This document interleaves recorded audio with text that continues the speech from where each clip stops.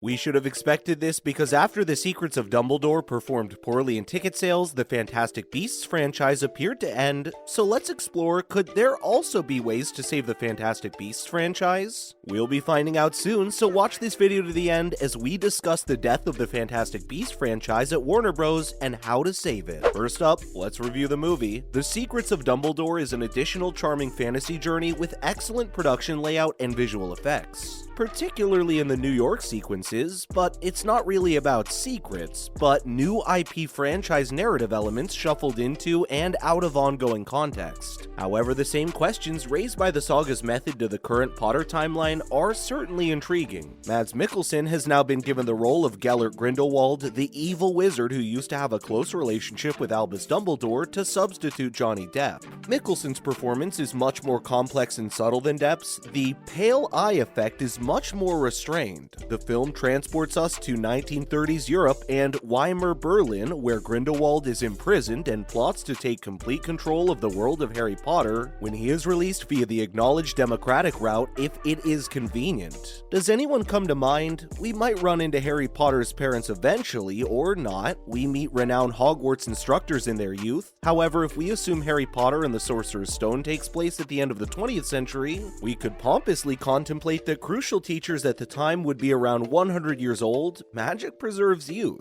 Up next, how do the sequels of the Fantastic Beasts franchise take a steady decline and give a hint to its end? Warner Bros., the Harry Potter film series, has been a rousing hit, although it's been a long time since the final film was released in 2011. Since then, we've had quite a remake from the Fantastic Beasts franchise, which has proven to be a flop. While Fantastic Beasts and Where to Find Them was a lot of fun, the remake suffered a significant drop in quality. Not even the latest installment's level of damage control did much to put the disturbing series back on track. We were rumored to get at least one or two more movies to wrap up this story, but they appear to have gone by the wayside. Both The Crimes of Grindelwald and The Secrets of Dumbledore were blockbuster flops, and the new Warner Bros. Discovery is pushing forward with some of these sequels. Well, that wouldn't be the weirdest business decision. Do you agree? Let us know in the comments section. So, what does CEO David Zaslav have to say about the franchise? According to Variety, quote, "There are currently no ongoing discussions with Rowling about evolving another Harry Potter movie, despite David Zaslav's recent comments about possibly returning to the Harry Potter film series. Quote, "There is presently nothing in the wizarding world in the developing stage at Warner Bros. Encompassing both the Harry Potter franchise and Fantastic Beasts IP, according to the report. That effectively ends Fantastic Beasts 4, as we're highly improbably ever going to see Albus Dumbledore and Gellert Grindelwald's fight stopped."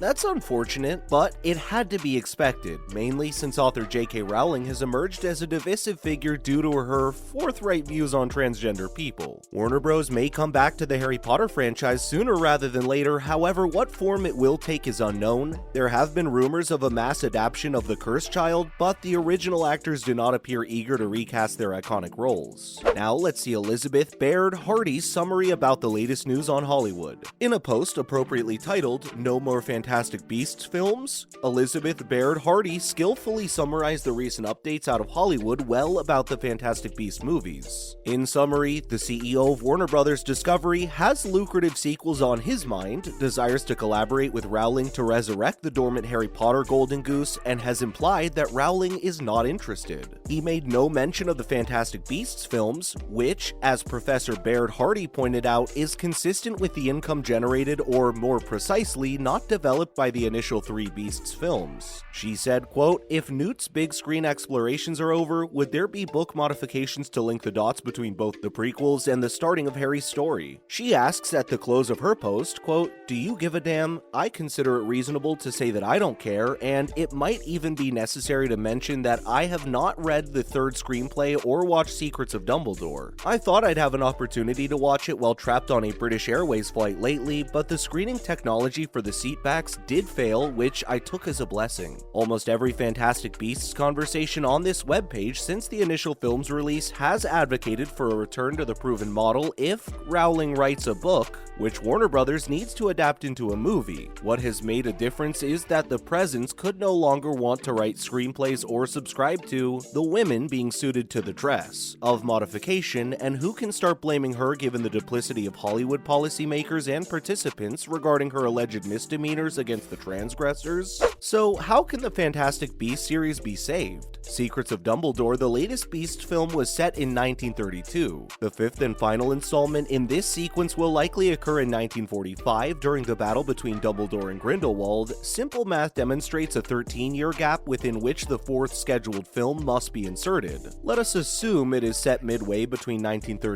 and 1945, say 1939, a thrilling year in European history. Rowling only must adjust the film's release calendar to correspond with these story time intervals. It tends to give Rowling 5 years to remake her 3 new movie scripts as novels. This is an excellent chance for Rowling Inc. to prove all of the cuts and concessions that the Two Davids Jester team insisted she accepts. It also returns the bumper car crew to obedience to her narratives rather than to arbitrary change. The printable book series fanbase will again demand that films comply with Rowling's perception rather than film's priorities. 7 years is a short time to write 4 novels and make a film. It is. With good reason. Rowling has completed nearly all the work required on 3 of her 4 screenplays to novel projects, which could be completed and authored annually. That helps give her 2 years to complete her Beasts 4 notes, followed by another 2 years from the Warner Brothers clown crowd to adapt the completed novel for the screen. Rowling readers have the books they wanted, Rowling's connection with the film flammers is restored, and the world feels the completed story. To us, that's 3 wins. Lastly, how else could it be saved? The Beast series actors chose to correspond to the world's Orwellian flavor of the week by labeling Rowling a hate monger and a transphobe, screaming and shouting, "Transgender women are women." Rowling only responds, quote, "Other news thinks I have 7 years to mature, indicating their educated views contrary to prevalent sense and all human condition. Consider the savings in makeup and cosmetological magic gained by having to wait 7 years for the characters and actresses to age naturally, except for Botox and surgeries. 7 years, the duration of one witch or wizard's existence as a trainee at Hogwarts, also allows for requisite and just advantageous casting changes to occur without upsetting the show's 34 residual fans. Johnny Depp has been revived by his victory in the Amber Heard lawsuit fair ground. He may resume his role as Grindelwald, of course. Given the state of the American politics, he may be a senator by then.